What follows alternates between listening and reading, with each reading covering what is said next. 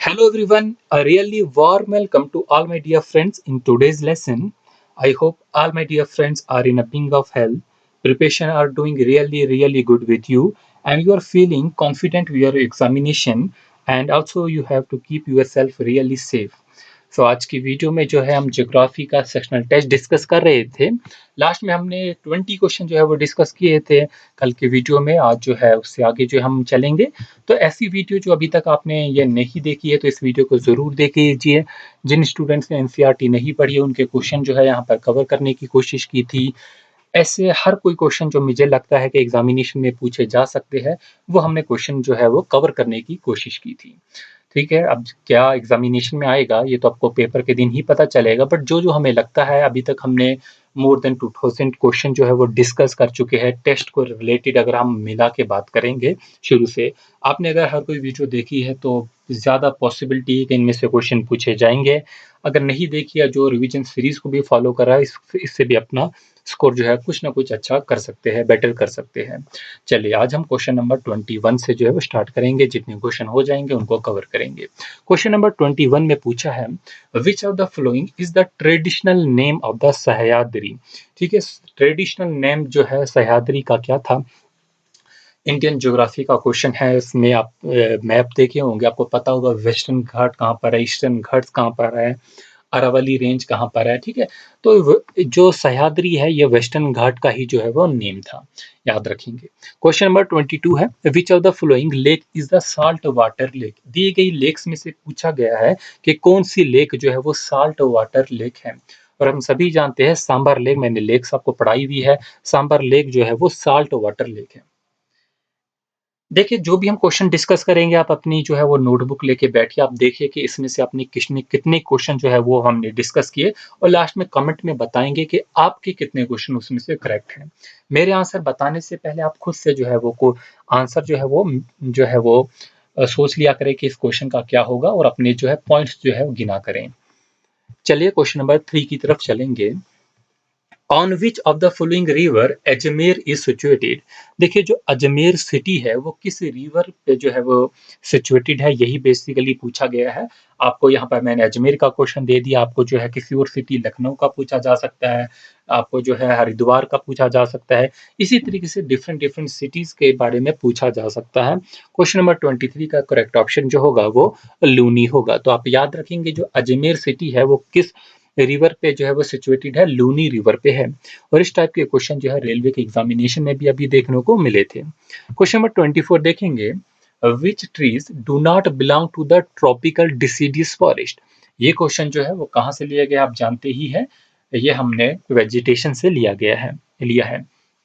तो आप इसका आंसर जो है वो गेस करेंगे क्वेश्चन नंबर 24 का, मेरे आंसर बताने से पहले। तो ट्रॉपिकल डिसीडियस फॉरेस्ट में हमारे पास पाइन आता है, केशिया आता है, पासूर आता है, लेकिन जो है तेंदू जो है ये ट्रॉपिकल डिसीडियस फॉरेस्ट से जो है वो बिलोंग नहीं करता। बढ़ेंगे आगे क्वेश्चन नंबर 25 की तरफ। क्वेश्चन नंबर 25 है which of the following is defined the northern frontiers of India.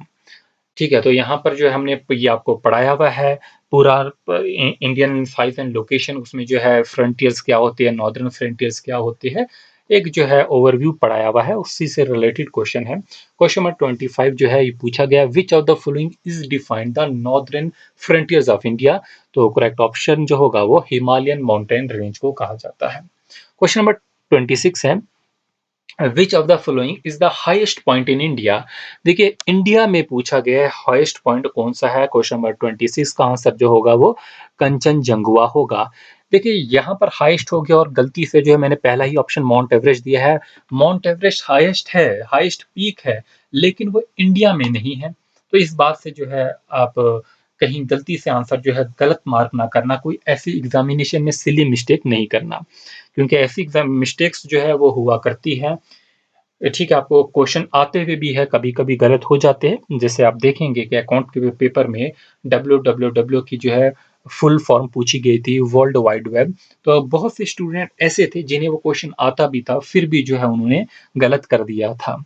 क्यों? ऑप्शन जो है वो ठीक से पढ़े नहीं थे, जल्दी में कोई भी चीज मार्क नहीं करेंगे।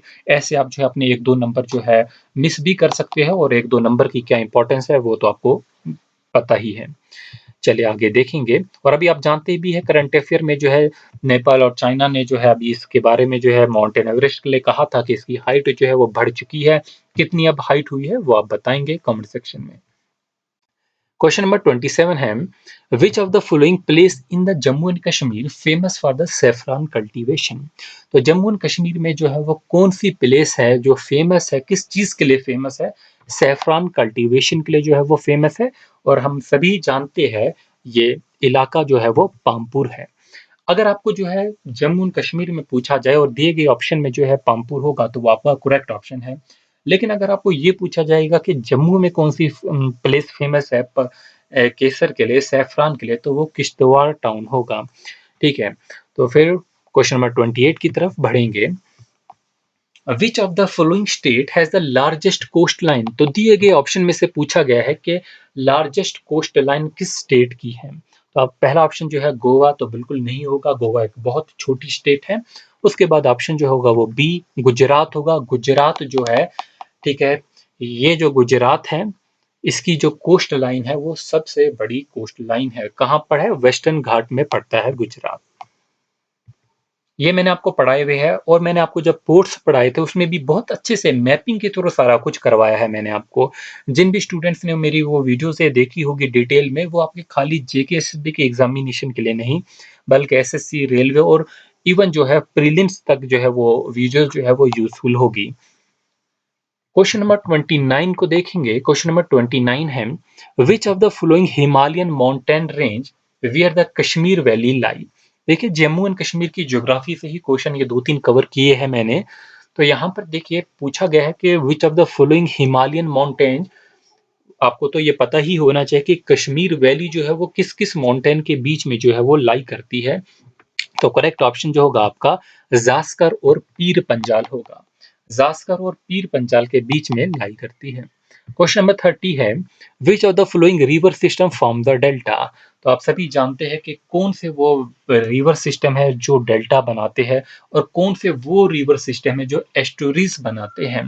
तो यहाँ पर जो है डेल्टा से जो है वो पूछा गया है, वो रिवर जो ईस्ट की तरफ फ्लो करते हैं वो डेल्टा जो है वो बनाया करते हैं। तो आपका क्वेश्चन नंबर 30 का जो करेक्ट ऑप्शन जो होगा वो आपका गोदावरी, कावेरी और महानदी होगा। पहला ऑप्शन में जो है नर्मदा है और नर्मदा जो है वो वेस्ट फ्लोइंग रिवर है, वेस्ट की तरफ जो है वो फ्लो करती है, इसलिए जो है ये नहीं बनाएगा। ऑप्शन जो है ए करेक्ट इनकरेक्ट हो जाएगा, बी में भी ये है और जो हमारा डी ऑप्शन है इसमें भी है, इसलिए जो है ये ऑप्शन नहीं होंगे। और करेक्ट ऑप्शन जो होगा क्वेश्चन नंबर 30 का गोदावरी होगा, कावेरी होगा और महानदी होगा। देखिए रिवर सिस्टम मैंने आपको जो है डिटेल में पढ़ाया था। ठीक है, आगे मैं पेनिनसुलर नहीं पढ़ाया क्योंकि जो है बच्चों का रिस्पॉन्स नहीं आता है। जब कोई भी टॉपिक में डिटेल में पढ़ाऊं उसको कोई देखता नहीं है, बट अगर एमसीक्यू डालेंगे तो उस चीज को देखते हैं। बट मैं एक बात बोलूं, ये प्रिपरेशन का ठीक तरीका नहीं होता है। आपको हर टॉपिक डिटेल में पढ़ना चाहिए।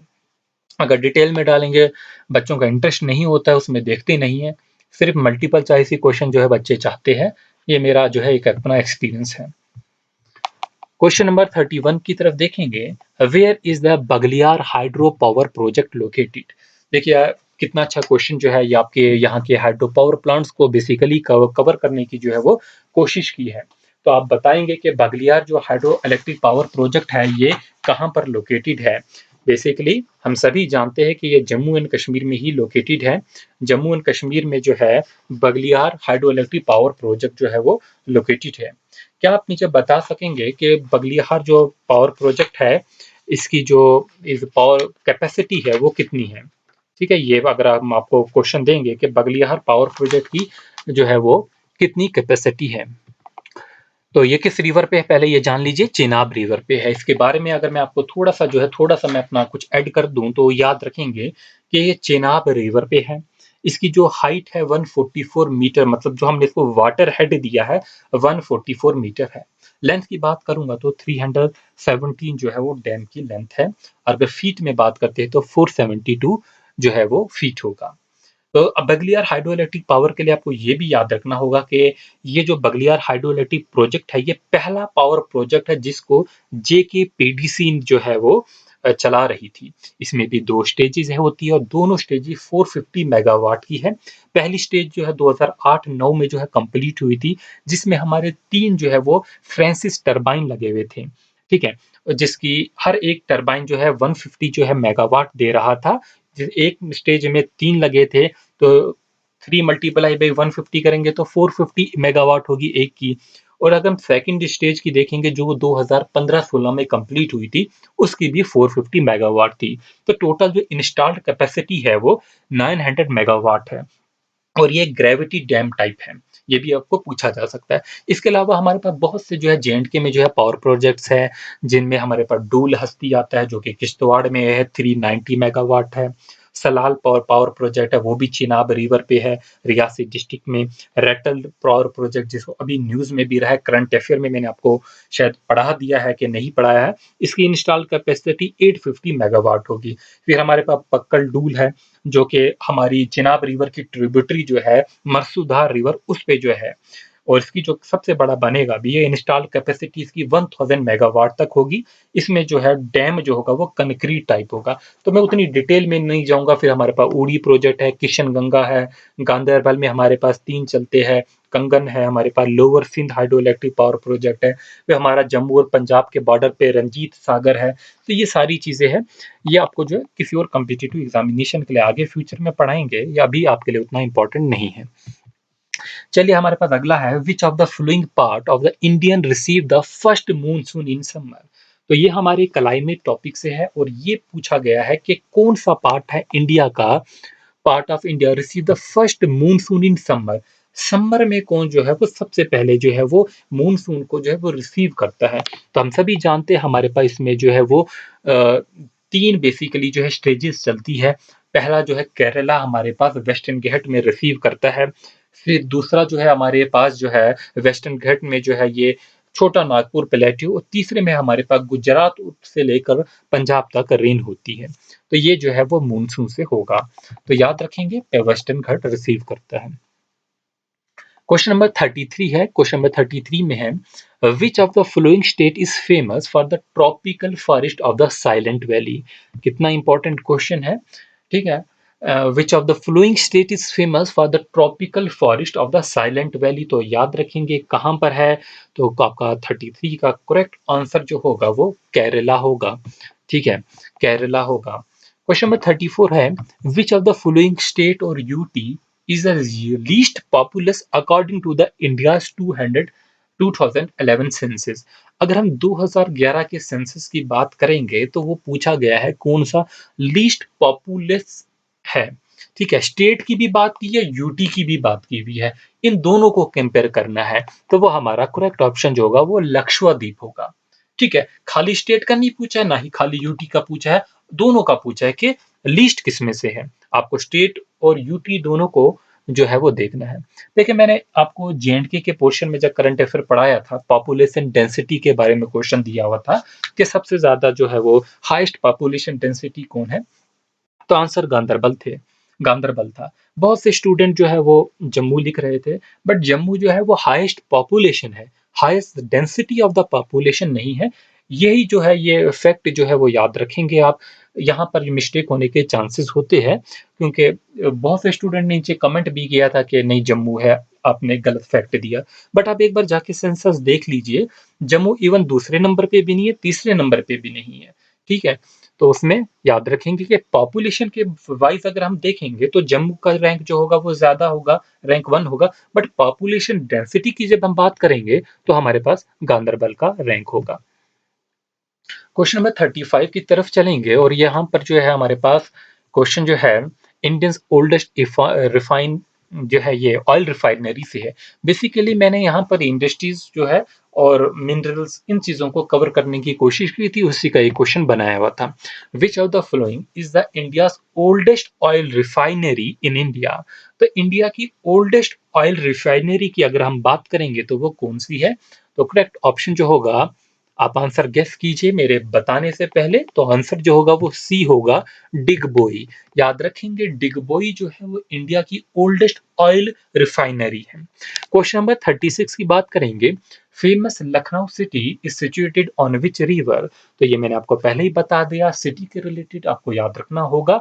मैंने ये फैक्ट बता दिया कि आपको ऐसा क्वेश्चन जो है एक बार पढ़ लेना है, ताकि जो है कोई भी अगर ऐसा आता है तो आपका ठीक वहां पर हो जाए। क्वेश्चन नंबर 36 है, और 36 का आंसर जो होगा वो गोमती होगा। तो आपको याद रखना होगा लखनऊ सिटी जो गोमती रिवर के पास में है।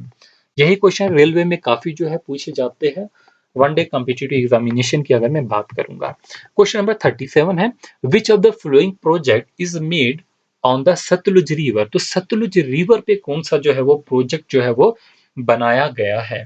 क्वेश्चन नंबर 37 का करेक्ट ऑप्शन जो होगा वो बाखड़ा नंगल होगा। तो बाखड़ा नंगल जो प्रोजेक्ट है वो सतलुज रिवर पे बनाया गया है।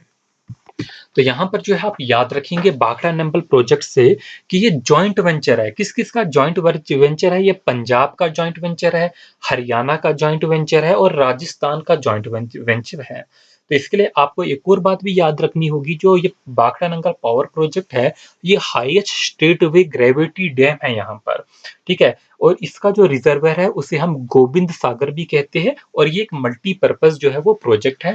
ये जो है फैक्ट आप नहीं भूलेंगे, ठीक है, बाखड़ा नंगल प्रोजेक्ट के बारे में। बढ़ेंगे अगले क्वेश्चन की तरफ। क्वेश्चन नंबर 38 है, what is the reason for red colour of the red soil. Basically question जो है वो सॉइल से कवर करने की कोशिश की है। आपको सॉइल से जो है बहुत से क्वेश्चन आ सकते हैं, और मैंने काफी क्वेश्चन जो है सॉइल से करवाए हैं, एलुवियल सॉइल पे, ब्लैक सॉइल पे, ठीक है। बाकी जो है दूसरी डिफरेंट सॉइल्स पे मैंने क्वेश्चन आपको ऑलरेडी करवाए हुए हैं। आप जो है वो जाके जो है टेस्टों में ही करवाए हुए हैं, तो ऐसे अलग से कोई टॉपिक नहीं बनाया है मैंने सॉइल पे। तो आप देखेंगे what is the reason for red colour of the red soil. Red colour क्यों होता है रेड सॉइल का, किस वजह से होता है? तो ये मैं जो है आपको जो है एक होमवर्क होमवर्क नहीं, चलो बता ही देता हूँ। ये फॉस्फोरिक एसिड की वजह से होता है। फॉस्फोरिक एसिड की वजह से जो रेड कलर होता है वो रेड सॉइल का होता है। बढ़ेंगे हम अपने अगले क्वेश्चन की तरफ। स्टूडेंट्स, अगर अभी तक आपने हमारे फेसबुक पेज से आप नहीं जुड़े हैं, हमारे इंस्टाग्राम से या हमारे टेलीग्राम से नहीं जुड़े हैं, तो वहां से जो है जरूर जुड़िए, ठीक है, ताकि हम आपके लिए जो है इसमें कंटेंट देते रहते हैं। कुछ इन्फोग्राफिक्स अपलोड करते रहते हैं जो कि आपके एग्जामिनेशन के लिए ही इंपॉर्टेंट रहेगी, फ्यूचर आपके जो भी आप एग्जाम होने वाले हैं उनके लिए। चलिए आगे देख लेते हैं question number 39, which of the flowing imaginary line almost divide India into two parts. देखिए कितना अच्छा क्वेश्चन है कि वो कौन सी इमेजिनरी लाइन है जो इंडिया को दो इक्वल पार्ट्स में डिवाइड करती है। आंसर में इक्वेटर है, ट्रॉपिक ऑफ कैंसर है, ट्रॉपिक ऑफ कैप्रिकॉर्न है, या हमारे पास आर्कटिक सर्कल है। तो ये क्वेश्चन जो है मैं आपको जो है वो ये एक ट्रिकी क्वेश्चन है, इस वजह से मैं आपको जो है ये होमवर्क दे रहा हूं। आप जरूर कमेंट सेक्शन में बताएंगे क्वेश्चन नंबर 39 का आंसर क्या है, और आंसर में ABCD नहीं लिखेंगे, पूरा लिखेंगे। आंसर अगर इक्वेटर है या ट्रॉपिक ऑफ कैंसर है, ट्रॉपिक ऑफ कैप्रिकॉर्न है, जो भी आपका आंसर है आप लिखेंगे क्वेश्चन नंबर 39 और आंसर ये है। जब वीडियो पुरानी हो जाती है तो हमें पता नहीं चलता कौन सा क्वेश्चन था, उसका क्या आंसर था, क्या क्वेश्चन पूछा गया था, जब आप ABCD लिखते हैं, ठीक है। अगर देखेंगे क्वेश्चन क्वेश्चन नंबर 40 है, where is the Loktak lake situated. Loktak lake जो है वो कहां पर जो है वो सिचुएटेड है। क्वेश्चन नंबर 40 का जो होगा वो करेक्ट आंसर जो होगा वो मणिपुर होगा। और मैंने आपको लेक्स जो है वो सारी पढ़ाई है, नेशनल पार्क मैंने सारे पढ़ाए हुए हैं, डैम्स मैंने आपको सारे पढ़ाए हुए हैं। ऑलमोस्ट हर फैक्ट जो है जो भी वन लाइनर या स्टैटिक जीके में आता है वो हमने कवर किया हुआ है। अब आपको किस टाइप के क्वेश्चन जो है वो एक्सेप्ट करने चाहिए अपने एग्जामिनेशन में। सबसे पहले इंडियन ज्योग्राफी का ओवरव्यू है, आपको उस पे क्वेश्चन जो है वो जो है याद करने होंगे। यानी कि इंडिया का एरिया कितना है, इंडिया की बाउंड्रीज कितनी है, इंडिया 7th लार्जेस्ट है, 4th लार्जेस्ट है इन टर्म्स ऑफ एरिया, या ऐसे फैक्ट, सेंसस उसे भी आप कवर करेंगे। उसके अलावा जो है डैम्स पे, रिवर्स पे, माउंटेन्स पे, हमारे हाईवेज पे, ट्रांसपोर्ट पे, मैंने आपको हर टाइप का ट्रांसपोर्ट पढ़ा चुका हूं। मैं आपको एयर ट्रांसपोर्ट भी पढ़ा दिया, रेलवे भी पढ़ा दिया, रोडवेज भी पढ़ा दिया है। तो मुझे नहीं लगता कि अब इससे आगे जो है कुछ और पढ़ने की जरूरत है। लेक्स पढ़ा दिए हैं, वेजिटेशन का पार्ट भी कवर किया हुआ है, उसके अलावा फॉरेस्ट बहुत से जो है ऑलमोस्ट क्लाइमेट भी कवर किया हुआ है। आप जाके जो है प्लेलिस्ट में जो है इन टॉपिक को रिवाइज़ कीजिए। आई होप ये वीडियो जो है वो आपके लिए जो है वो यूज़फुल होगी। अगर आपको लगता है कि ये वीडियो आपके लिए थोड़ा भी आपकी हेल्प हुई है इस वीडियो से, तो इस बात का इज़हार करें, चैनल को सब्सक्राइब कीजिए और साथ में जो है बेल आइकन को प्रेस कीजिए ताकि हमारी आने वाली वीडियोज़ की नोटिफ़िकेशन आपको मिलती रहे। Thanks for watching. All the best.